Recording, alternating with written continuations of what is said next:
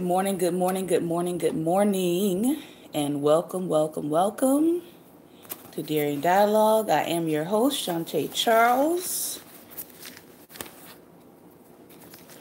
Good morning, everyone.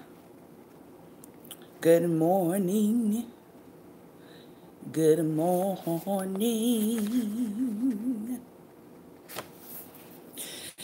Good morning.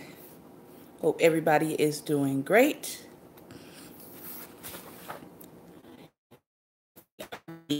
Continuing our talk.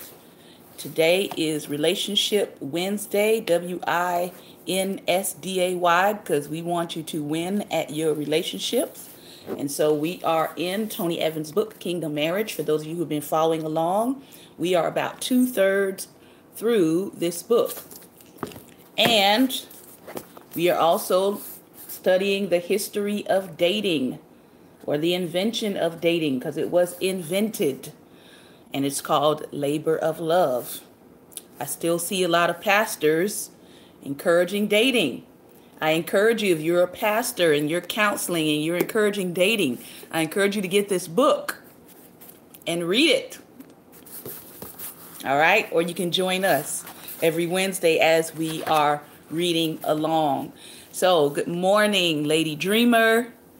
Good morning, Lady Barbara. Good morning, Lady Evelyn. Good morning, Pastor Ben. Good morning to each of you who will catch the replay.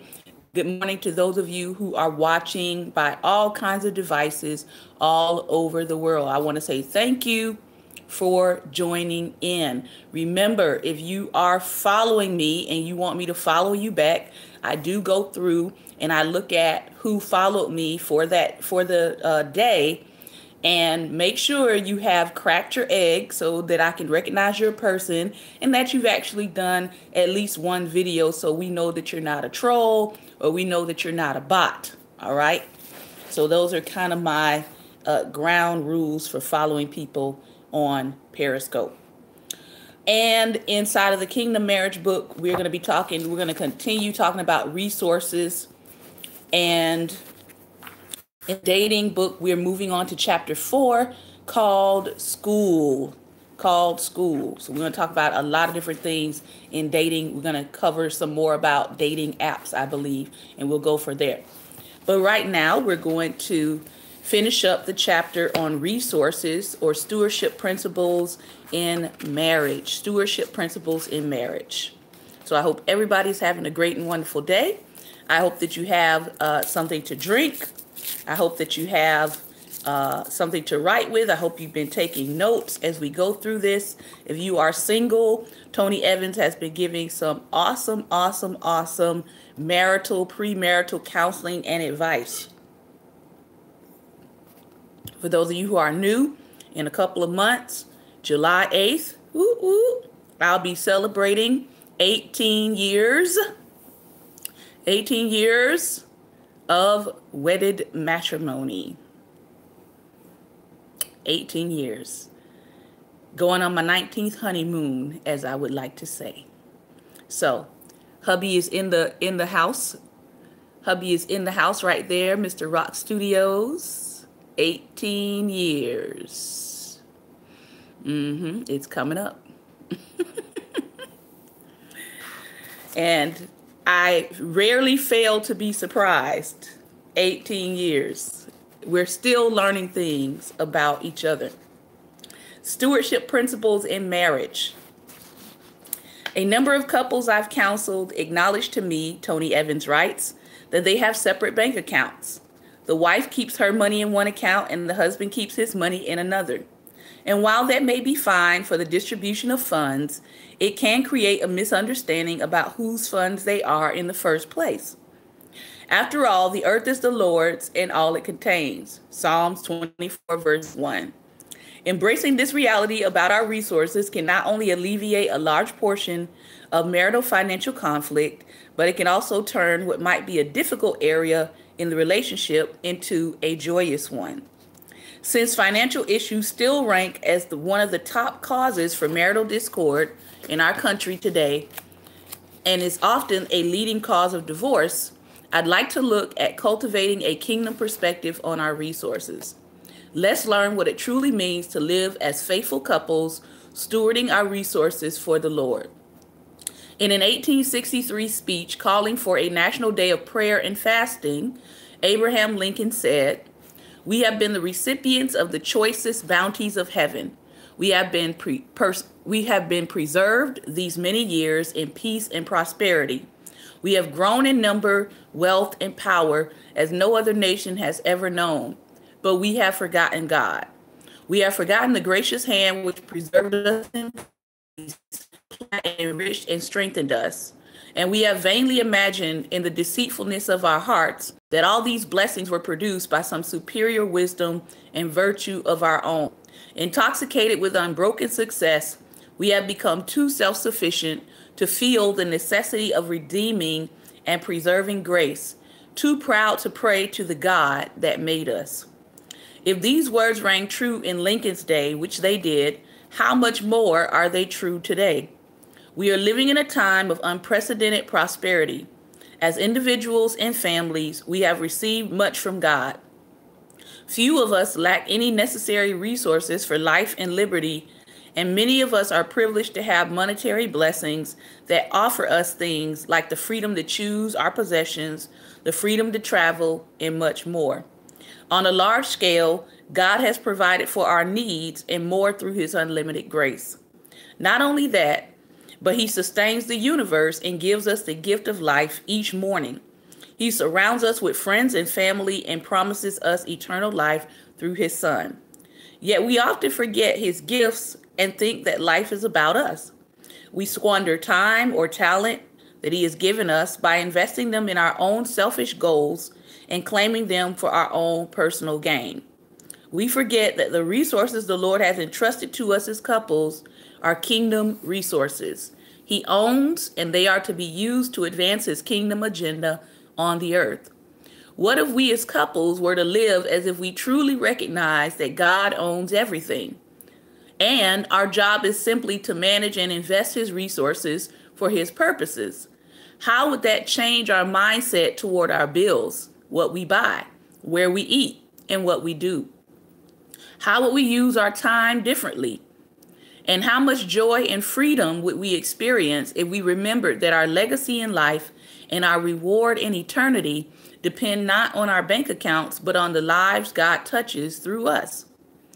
In the parable found in Luke 19, verses 11 through 27, Jesus was the nobleman who left his land to receive his kingdom. We read in verses 12 through 13, "So he said, a nobleman went to a distant country to receive a kingdom for himself, and then return. And he called 10 of his slaves and gave them 10 minas or minas, and said to them, 'Do business with this until I come back.'" The parable goes on to discuss what each person did with their money and how the nobleman responded to each. Carrying this over to Christ in the present age, we know that after Christ died on the cross and rose from the dead, he ascended to heaven, where he awaits until the appointed time to return and set up his kingdom on earth. In the meantime, he has entrusted us with some of his resources to manage until he returns. We are to do business with this until he comes back. The first point of any business is to understand who owns the assets. In Psalms 50, verse 10 through 12, God reminds us that every beast of the forest is mine, the cattle on 1,000 hills. I know every bird of the mountains, and everything that moves in the field is mine. If I was hungry, I would not tell you, for the world is mine and all it contains. In other words, God owns it all. God, as creator, owns everything in creation, including every material possession you have, every dollar in your bank account, and everything you will eventually buy. He has appointed us as human beings to be stewards or managers of his resources. They are not my resources, nor are they your resources. Therefore, they cannot merely be the husband's resources or the wife's resources. God owns them all. When we truly recognize this reality, we can loosen our grip on all the things in our lives and increase our generosity toward God and each other. We can lessen the possessiveness and feelings of entitlement in our marriages. This changes our mindset from a me versus you mentality to a us under God mentality. Revelation 4:11 casts a revealing light on stewardship. Worthy are you, our Lord and our God, to receive glory and honor and power, for you created all things, and because of you, and because of your will, they existed and were created. All things exist for God's will, whether that be our time, our talents, or our treasures. We exist for Him. So when you feel a tug of war occurring between you and your spouse regarding how your resources are spent, you are ignoring the real tug of war that should take place between you and the Lord. He is the owner of all you have and claim, so His perspective on how to use it would be the wisest perspective to gain and apply in your marriage. After all, when you and I are one day gone, what will happen to all of the things we tried so hard to accumulate or hold on to? Job said, "Naked I came from my mother's womb, and naked I shall return there. The Lord gave, and the Lord is taken away. Blessed be the name of the Lord." Job 1, verse 21. We are reminded in the book of James that although we commit a lot of our time to making plans, producing growth, and simply working, God has the final say about all that we do. Come now, you who say, "Today or tomorrow we will go to such and such a city and spend a year there and engage in business and make a profit." Yet you do not know what your life will be like tomorrow. You are just a vapor that appears for a little while and then vanishes away. Instead, you ought to say, which I say frequently, if the Lord wills, we will live and also do this or that. Do you control your own destiny? Do you control your own income? Answering those questions correctly will cause you to be a better steward of all God has given you as a married couple. Prosperity comes only by His grace because life itself is a gift. Therefore, we are to honor God with what we have been given. In Isaiah 14, we have a somber reminder of what can happen when we choose not to honor God with what He has given and instead seek a shared ownership provision. God is the creator and sustainer of all things. When Satan tried to make himself like God, the Lord humbled him, kicked him out of heaven, and sentenced him to eternal punishment. Pride motivated Satan's claim to God's power and ownership. Pride also motivates our desire to claim ownership over the gifts God has given us, rather than acting as faithful, responsible, and generous stewards. The responsibility of stewardship. God has generously given us everything we need to live. He has blessed us with resources, time, talents, and abilities, and He expects us to take good care of His gifts. The Lord expects His faithful stewards to invest His gifts in eternal kingdom purposes. In the parable of the stewards found in Luke 19, Jesus spoke of a nobleman who gave each of his servants a different amount of money and commanded them to do business while he was gone. If we are to do business with God's resources in a way that pleases Him and advances His kingdom, we must use in practical ways our time, talents, and treasures. In Matthew 25, Jesus told a parable that's very familiar and similar to Luke 19, but with a different emphasis. A man who went on a journey gave differing numbers of talents or money to his 3 slaves. The catch was that the man gave a different amount to each one according to their differing abilities to invest and multiply those talents.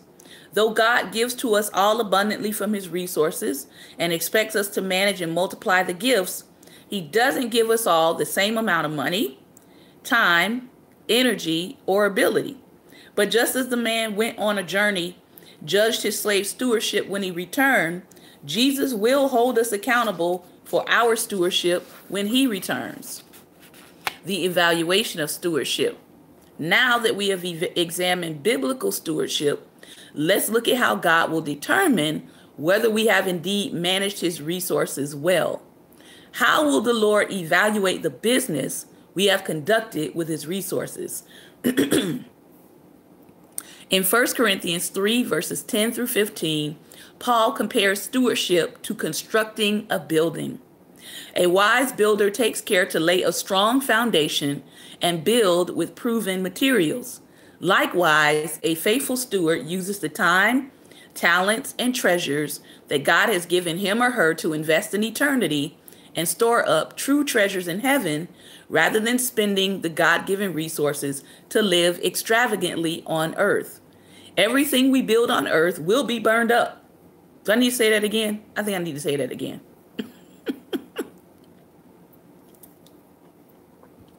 Everything we build on earth will be burned up, but the eternal treasures we invest in will endure the fiery test described in this passage of scripture.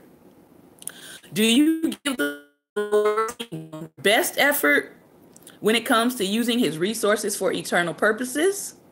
Or do you spend your energy to make ends meet or increase your standard of living? What should motivate your stewardship? You should manage the resources that God has given you out of gratitude for his grace and provision and out of reverence, believing that he is holy and will hold you accountable for the way you have managed his gifts. Hebrews 12:28 tells us, therefore, since we receive a kingdom which cannot be shaken, let us show gratitude by which we may offer to God an acceptable servants with reverence and awe. Thankfulness is to serve as a motivation to steward what God has given us in a way that pleases him. The rewards of stewardship, because everybody wants the rewards, right, of being a good steward. God not only gives to us generously from his resources, but he also rewards us when we care for his resources well. However, he will also hold us accountable if we are lazy. Let's examine how God responds to good and poor stewards by returning to the parable mentioned earlier in this chapter and zeroing in on the faithful steward. When the master returned from his journey, he called the 3 stewards and asked them to bring the money they had made. The first steward, who had received 1 mina, had 10 more. In return, the master rewarded the good steward, recognized his accomplishment publicly, and gave him 10 cities to rule over. Likewise, when Jesus returns and judges how we have managed his resources, he will reward and recognize us publicly. He will give us the appropriate amount of authority in his kingdom. Now, I don't know about you, but I don't want to wait until eternity and find out that I'm not getting no city to manage, that I have maybe been relegated to the public work system of heaven, sweeping the streets of gold, right? Because I have not been a good steward here on the earth. All right, just a little humor there. All right. However, the second steward didn't receive the public recognition, the well done, that the first steward had received. In verses 20 through 24, okay, verses 18 and 19, the second steward came forward and presented his master with 5 minas. The master gave him authority over 5 cities, but he did not get a public well done that the first steward had received. Finally, in verses 20 through 24, when the third steward brings back the 1 mina that the master had given him and hadn't made anything with it, the master judged him harshly. The worthless steward was lazy, fearful, and selfish. He feared that if he lost the 1 mina, the master would judge him. Well, guess what? He was judged anyway. Furthermore, the worthless steward was also concerned only with himself and his own interests. He probably spent his time investing his own resources for his own gain and cared little about his master's interests. As a result, the master severely punished him by taking away his 1 mina and giving it to the faithful steward who already had 10.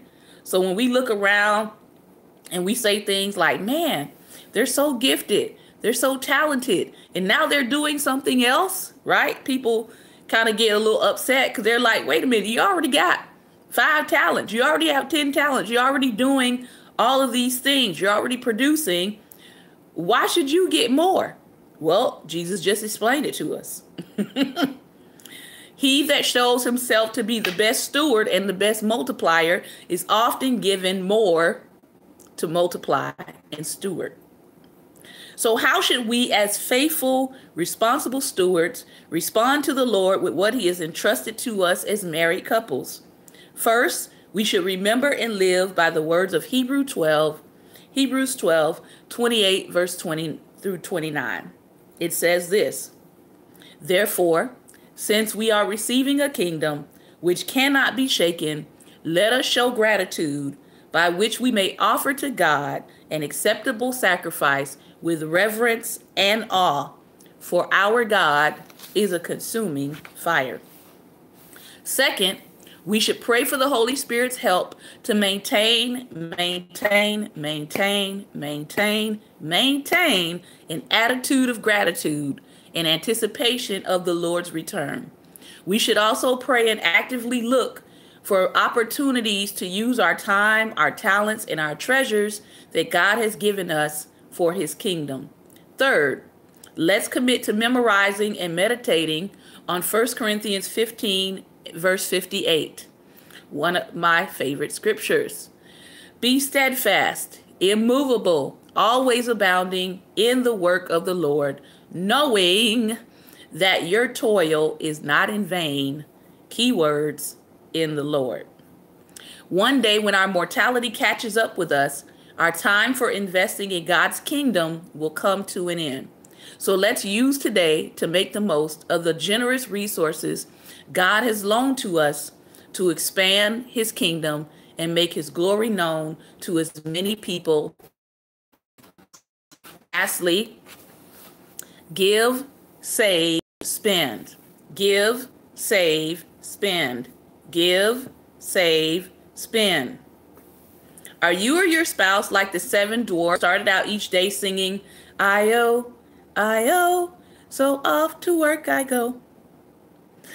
It is no secret that many marriages are drowning in a sea of debt.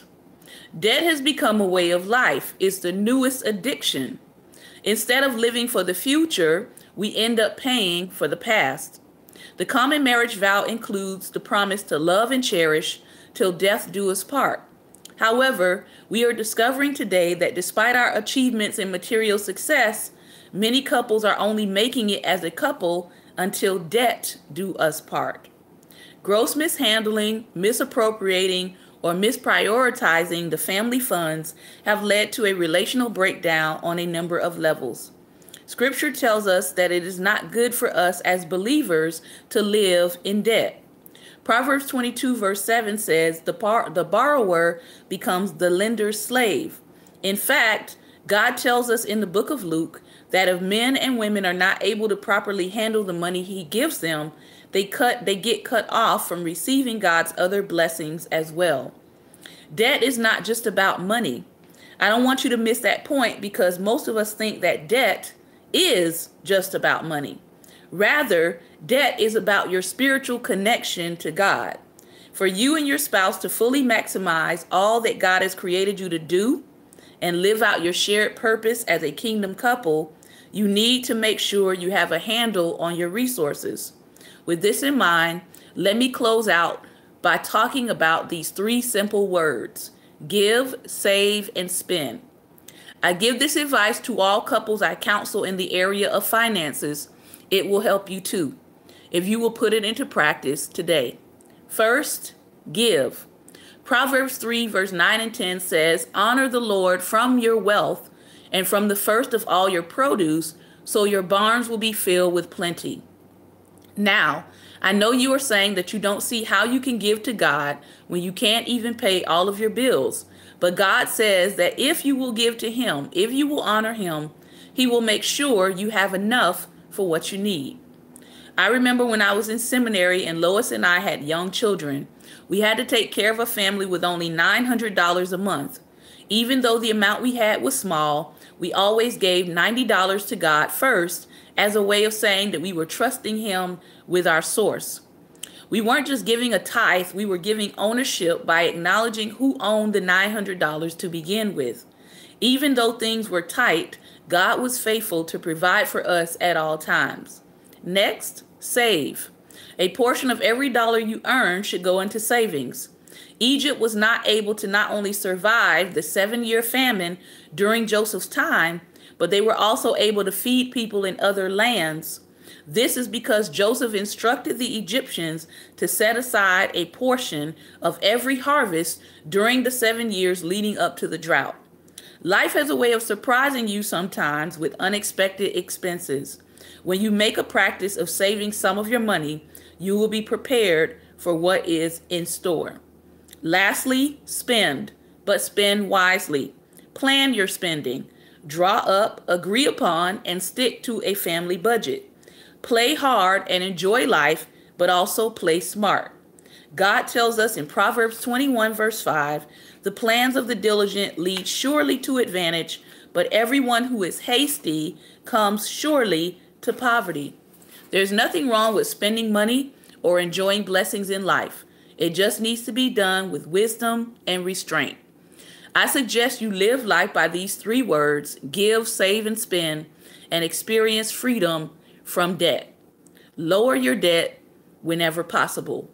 When you do, you can stop letting money be the boss that tells you what you will be doing with your time. Instead, as you follow God's principles, you will watch him restore the financial situation in your home. That was the end of chapter 10 on resources.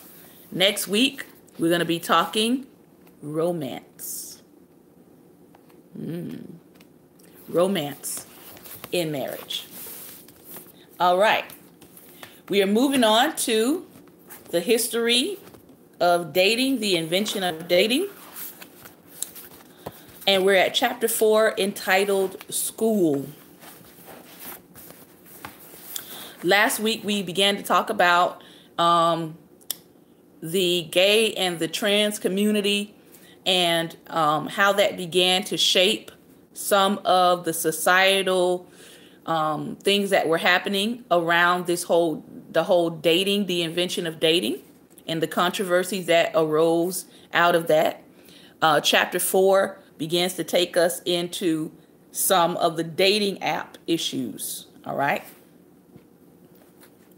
As gay bars inspired the first straight singles bar, in case you didn't know that, the success of the first dating app for gay, bi, and curious men launched an arms race to develop an equivalent for straight people.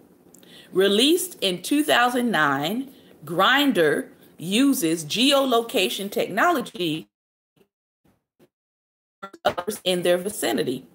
It indicates precisely how far away they are and lets them initiate multiple simultaneous chats. In 2012, Tinder launched and quickly became the most successful of the products, promising straight daters a similar experience. If every dating app recreates some earlier pre-digital dating experience, Grindr lets users relive the thrills of the speakeasy. Like an invert of yore, you can scan a crowded bar for hints. Could he have the waxed and sculpted torso that appears headless on the profile that you're looking at? Or is that stuffed shirt hiding it? Even if your phone avers that he is only 10 feet away, the idea of walking up to the wrong stranger and asking, "Are you sweet bun?" might make you nervous. A night out on Tinder, however, feels less like cruising than college. And Tinder facilitates a mode of interaction that has mostly replaced formal dating on college campuses or hooking up. Those who say that romance is dead often point to college hookup culture as the culprit that killed it. Like the language of treating and charity that the first daters developed, the term blends an exchange of goods and services with an act of intimacy.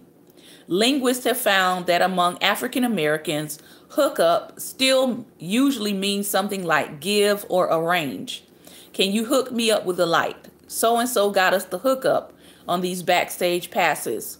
But in the 1990s, white suburban kids started using it to refer to sexual encounters. As is the case with much slang, the power of the expression lies in its ambiguity. For a teen to say that she hooked up with a boy from her class might mean anything from they cuddled while watching a movie to that they actually had sexual intercourse at a house party. I remember using hookup mostly as a term of discretion. Yeah, we hooked up.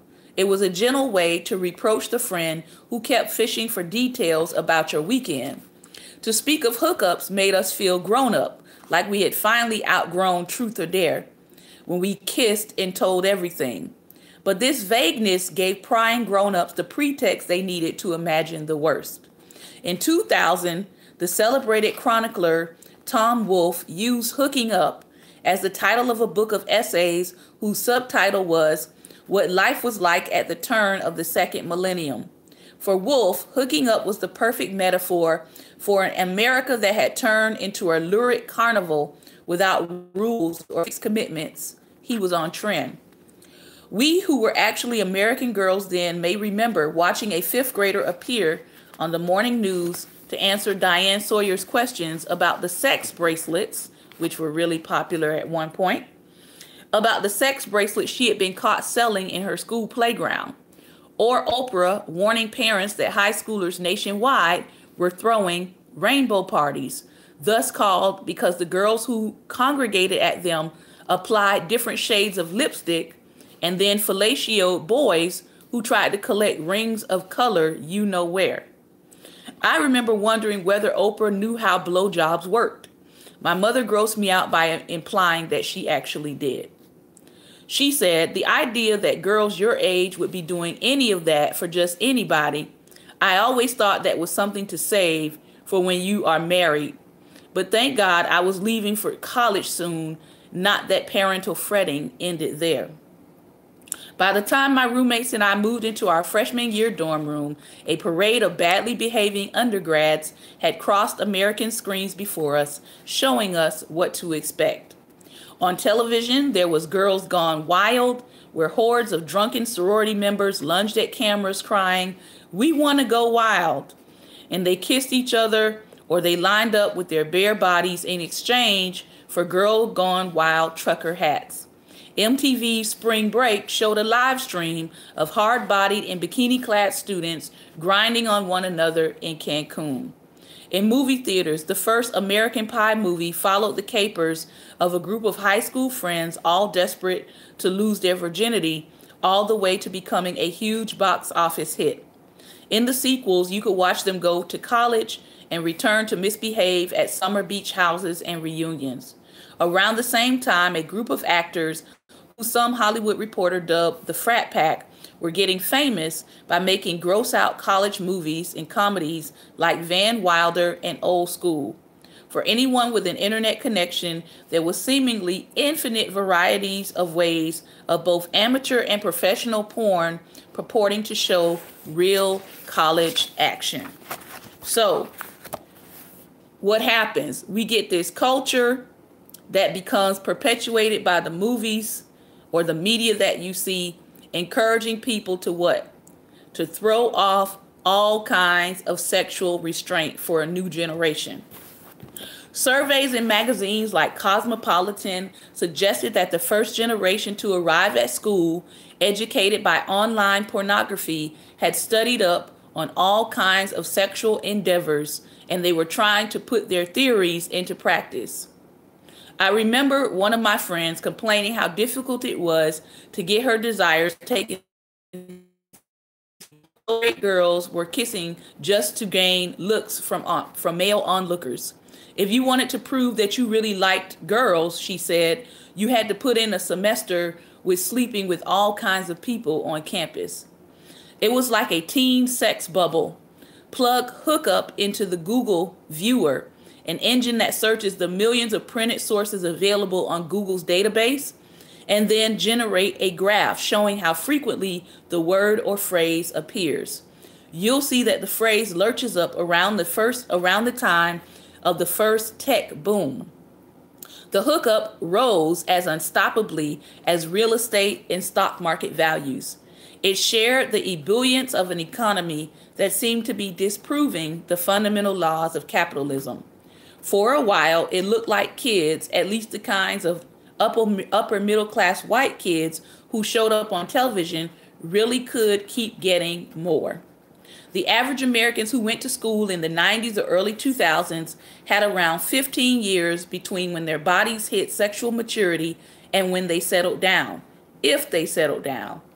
As of 2010, the median age of first marriage was over 27 for women and over 29 for men, and more people had no plans of marrying at all. The spread of high school and college education in the early 20th century created the ambiguous stage between childhood, work, and marriage, where more and more millennials seem to be staying or stalling depending on who you ask. By 1910, high school attendance was almost universal in cities. By 1930, college enrollment was triple what it had been in 1900. Both institutions extended the phase that psychologists call now emerging adulthood, a period where one had all the freedoms of an adult with none of the responsibilities that lent itself. A character in the popular 912 campus novel Stover at Yale delightedly trills the chorus of a popular song. Oh, father and mother pay all the bills, and we have all the fun. Yet to go to college was not just a frivolous self-indulgence. As the United States transitioned from an industrial economy to one based on consumption and services, college offered a new phase of necessary training. Shop girls and waitresses had to figure out how to conduct themselves in the workplace in order to maximize their chance of success. In the 1920s and 30s, a more privileged group of young people went to school to practice the same sort of skills. The rise of college and the spread of co-education in the 20th century also shaped the history of dating. Young people who moved to four-year institutions and enrolled in classes together started meeting and mixing in new ways, and they started thinking about courtship differently as a kind of learning process. Now, if you went to college, which we know still today, there are still all female or predominantly female colleges like Spelman, and there are all male colleges still like Morehouse, right? So parents were also thinking about, where do I want to send my son or my daughter to make sure that they stay focused on their educational goals. When I went to Florida State, all right, it was my first time away from home. And let me tell you, I got wild, but I also saw people way more wilder than I was, that I never would have thought would get as wild as they got, right? Because part of it was, I'm away from home many times. People are away from home for the first time. They're out of their parents' eyesight and ear sight, right? That sight, sound supervision. Most of the students going away now range between ages 17 to possibly 19. So some people entering into college have not yet hit 18, the official adulthood number. I know I didn't. When I went to college, I was 17. So you have this space of people trying to adjust to the beginnings of adulthood, the beginnings of freedom. And I remember even at the public university of Florida State, I remember some of our dorms, right, on campus being all girl dorms. All right. And there were some that were all male dorms. And then there were some dorms that had all female floors. So it may have been a co-ed dorm, but there were still floors in that dorm that were reserved for all female residents only. Why? Because there were still parents that wanted to keep up certain boundaries between the opposite sexes, so to make sure that their students were focusing on academic success. All right. So there was this rise, as she's talking about here, of co-education that also shapes the history of dating. Today, friends reassure us that even the most horrific date or apocalyptic breakup teaches us something. Now that many women and men have shaken the stigma formerly attached to premarital sex, We can generally go the limit. With partners, we will not marry without risking arrest or censure. There are few lines you might not cross in order to learn. For young people lucky enough to spend 4 years at a residential college, this is especially true during their years on campus. From the outside, campus courtship may look like chaos. It has to most onlookers for as long as students at four-year colleges have dated. In fact, it is an extension of the education that such schools offer. The most important learning, the brochures say, takes place outside the classroom. Many students act as if going out is the point of going to college. They are right to sense that going out in college is different from how they will be able to at any other age or in any other context. The selection process whereby a school chooses students and the homogeneous and predictable environments in which they live and study suggests the opposite of a speakeasy or a wide open bar. It seems to promise safety, even if that safety is illusory. According to most recent statistics, 1 in 4 women will be sexually assaulted while attending college. Memories of their former disillusion may later console professionals through years of boring desk jobs. You had to choose adulthood. Your wild youth was too wild to last. But the most apparently anarchic college courtship rituals, in fact, train students to follow highly specific scripts. The point of mastering them has less to do with romance than with what might make them successful thereafter. Shop girls and waitresses had to learn flirting skills that gave them a chance at professional success on the job. More privileged students can take the time to master them on the quad or during their social activities. So keep in mind, she said something very, very powerful here and interesting, because we covered this in another book that we read, Getting Serious About Getting Married, wherein she said that your time in college is usually the most important or the most valuable selection time that you have as either a male or a female. Why? Because you're being introduced to a wide range of how can I put it? You're being introduced to a wide range of options, right? At this point in time, during your 4 years, you're going to be introduced to people from around the world, depending on where you go. You're going to be introduced to people who are maybe 1 or 2 years younger than you, all the way to possibly 5 to 6 years older than you. You're going to be introduced to people from all walks of life, all kinds of backgrounds, all kinds of even socioeconomic backgrounds, depending on what kind of university you go to.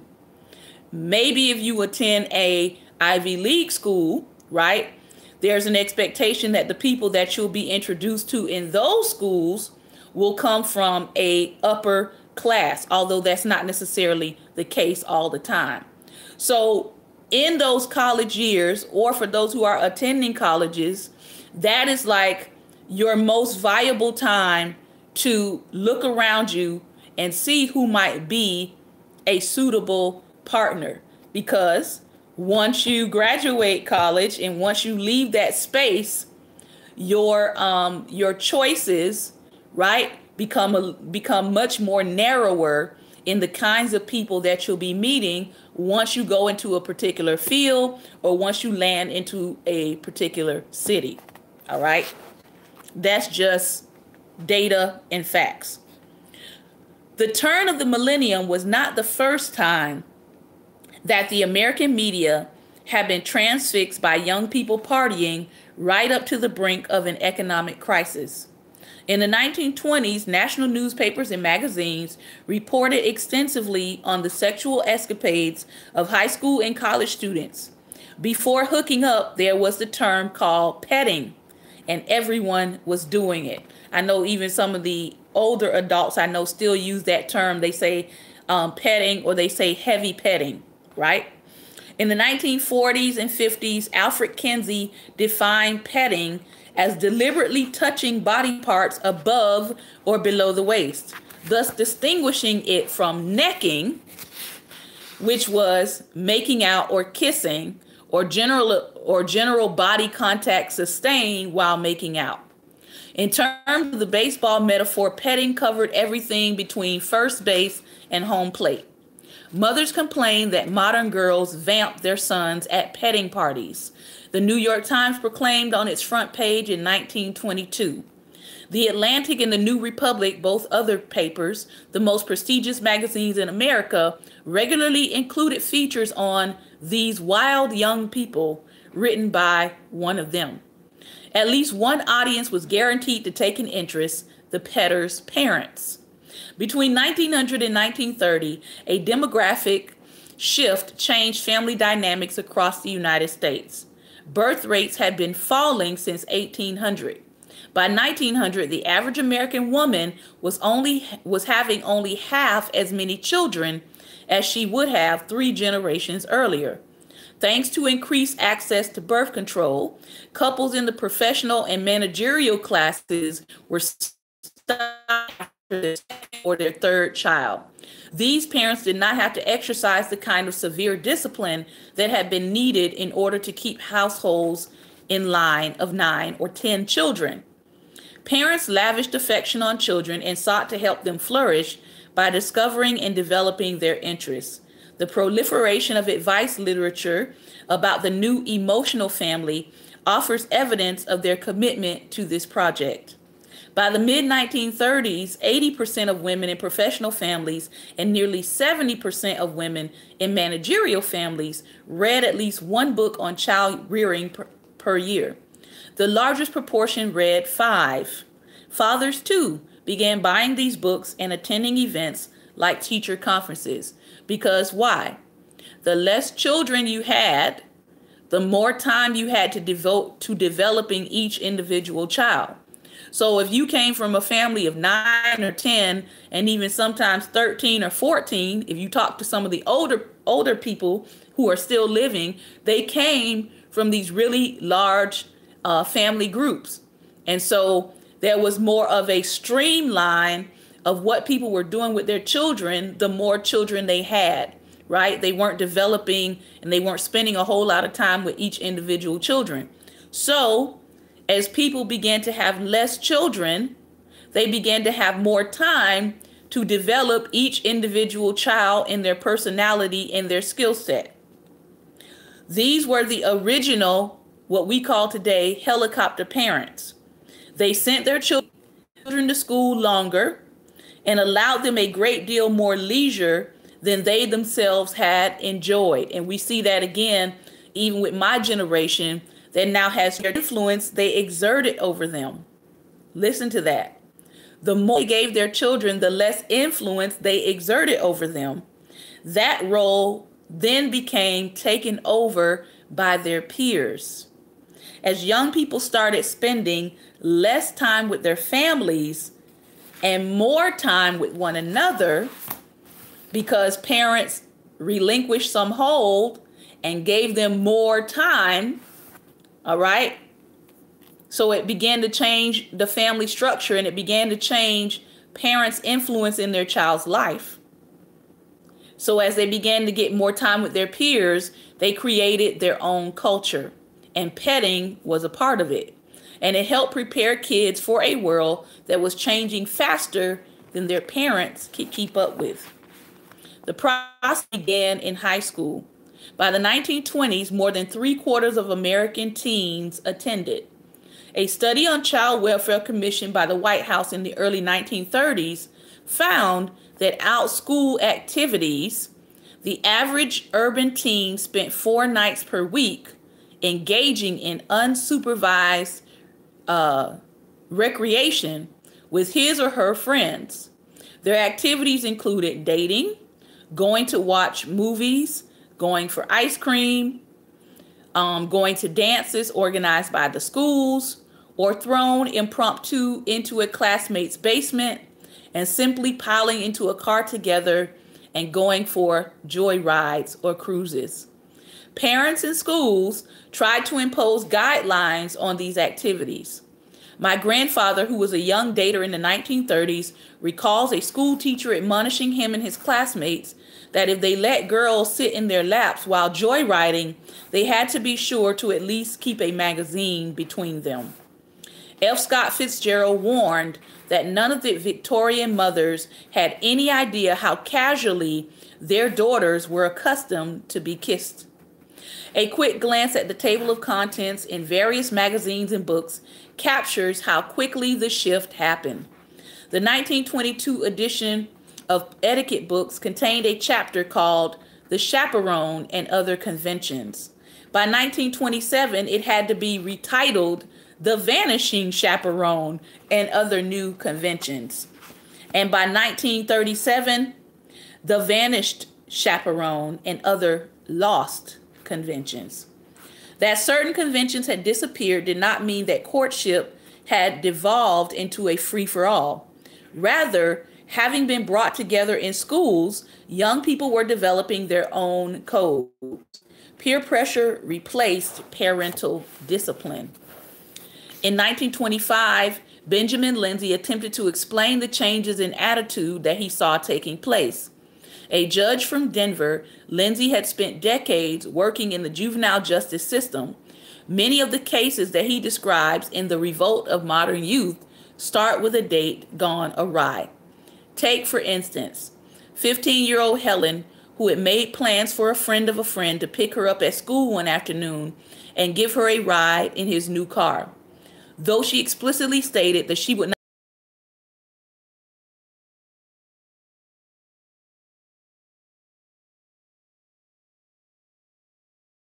accepted her dating plans, she had the young man with the car charged with attempted white slave trafficking. Lindsay marveled at the strenuous, strict, and self-denying conventions of the strange, flapper-flipper world she lived in. Countless cases showed him that Helen was in the new mainstream. Of all the youth who go to parties, attend dances, and ride together in cars, more than 90% indulge in hugging and kissing. This does not mean that every girl lets any boy hug and kiss her, but that she is being hugged and kissed. And if you think about this as he's talking, because this is like 30s, 40s, 50s, one of the most popular movies that came out, right, that talks about this kind of behavior or this attitude was the film Grease. Does anybody remember Grease? That was actually one of my favorite films as a young person, and I used to sing all of the musical all of the musical numbers in that film. But Grease, that movie, is actually a good example of what they're talking about and how the attitude towards dating was changing. Lindsay concluded that by the end of high school, 15 to 25% of those who began with hugging and kissing eventually went to the limits. The rate among boys was roughly the same as it had been in the 19th century, but whereas previously most middle-class young men said that they had their first sexual experiences with prostitutes, they now petted their female peers on dates. But even if they refused to go all the way, I'm too young, but even if they refused to go all the way, nice girls were no longer insulted by being asked. In light of these facts, Lindsay argued that it was imperative that parents and educators discard their wet dish rag morality and begin to speak openly to their children about what was happening. However, the real revelation was that school itself constituted a kind of sex education. So with the opening up, remember, because before this, people were having teachers that came to the home, all right? You were having things like governesses where teachers would come to the home and they would teach school in the home, which now actually people are going back to that. But with the opening of public education, which was putting all kinds of children in the same environment even if they came from different backgrounds. And then, oh my gosh, God forbid, the 60s comes along. And not only do you want to put children of different classes together, but now you want to put children of different racial backgrounds together. It was too much for these people to handle, because they were already dealing with this sexual revolution that was starting in the high schools. And again, their children were starting to sexually experiment, and public school venues were opening up that opportunity for them to do that away from parental supervision. So school itself became this kind of sexual education place, or a place where students learned how to date.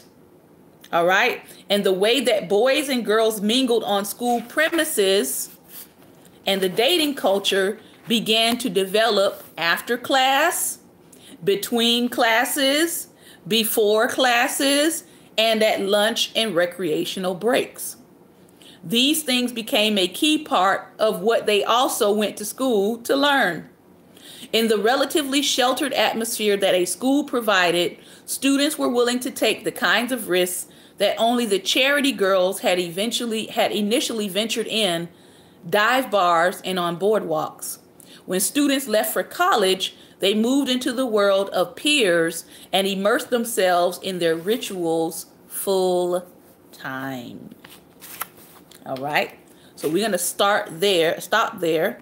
And when we come back next week, we're going to talk about the rise of co-ed college education and how that drove the rise of dating. All right. This has been another episode of Daring Dialogues, and I have been your host today. I hope I said something that was helpful, that was insightful, that was interesting, that will cause you to do a little bit more research on this yourself. A lot of times we look at dating and dating culture and how that dating culture has led over into the church, right? And how believers carry themselves with each other. But all of that started somewhere. So that's why we're reading Labor of Love, to help you understand that this culture did not just appear out of the blue. All right. Standards did not just appear out of the blue. They developed from a historical background. So that's why we are looking at this. So you can answer the question, if somebody asks you about dating, why do you date, or why don't you date? What are some benefits? What are some drawbacks? What did dating initially entail? Where did it come from? And why do we currently practice it? Is it a good thing? Is it a bad thing? Is it a positive thing? Or is it able to have a framework by which you have this conversation? All right. So remember, I hope that you have a great and wonderful Tuesday. Those of you who are our We Dare Squad, again, if you did not hear me yesterday, we're going to be sending things out for you in June, at the beginning of June. So get ready for some next quarter surprises. And I hope that you all have a great and wonderful day. Remember, light is the most daring opposition to darkness. So please go out today